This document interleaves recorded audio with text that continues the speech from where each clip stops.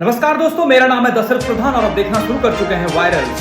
अब हर वायरल खबर पहुंचेगी आप तक।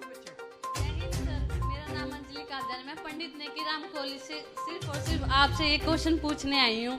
सबसे पहले आपका मैं बहुत दिल से आभार करती हूँ कि आपने मुझे ये मौका दिया।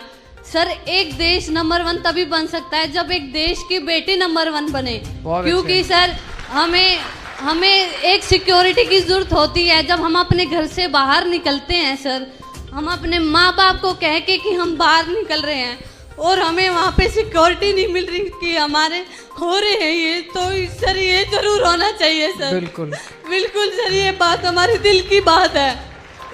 मैं सहमत हूँ। ये इनके दिल की बात इन्होंने अपनी नहीं, बल्कि जितनी बेटियाँ आज अपने घर से कॉलेज के लिए निकलती है, किसी काम के लिए निकलती है, उनके माँ बाप को इतनी चिंता रहती है कि पता नहीं सुरक्षित वापस आएगी क्या।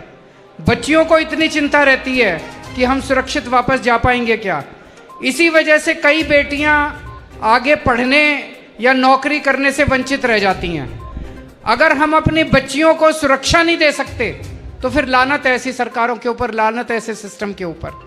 यहाँ पे मैं कोई राजनीति नहीं कर रहा, इसमें सारे पूरे सिस्टम की बात है कि आज 75 साल के बाद जब हमारी बेटी घर से बाहर निकलती है, वो अपने आप को सुरक्षित महसूस क्यों नहीं करती। क्या हम अपने सिस्टम को दुरुस्त नहीं कर सकते? कर सकते हैं।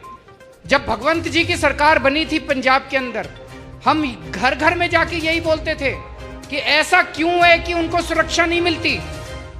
ऐसा इसलिए होता है क्योंकि जब एसपी की, डीएसपी की, आईजी की, डीआईजी की, इनकी ट्रांसफर पोस्टिंग होती है तो उसमें पैसे चलते हैं। जब उसमें पैसे चलते हैं, कोई पैसे देके एसपी बनेगा, कोई पैसे देके डीएसपी बनेगा, तो फिर वो तो बलात्कारी के साथ ही जाएगा। फिर जब किसी लड़की के साथ छेड़खानी होगी तो वो बलात्कारी से पैसे लेके पैसे निकालेगा अपने। जब से ये बने हैं, एक भी ट्रांसफर पोस्टिंग में, पुलिस की एक भी ट्रांसफर पोस्टिंग में पंजाब में पैसे नहीं चलते। जाके पूछ लो किसी से। अगर हमारा सिस्टम ईमानदार होगा, अगर हमारी पुलिस ईमानदार होगी, मजाल जो किसी बेटी के साथ कुछ हो जाए।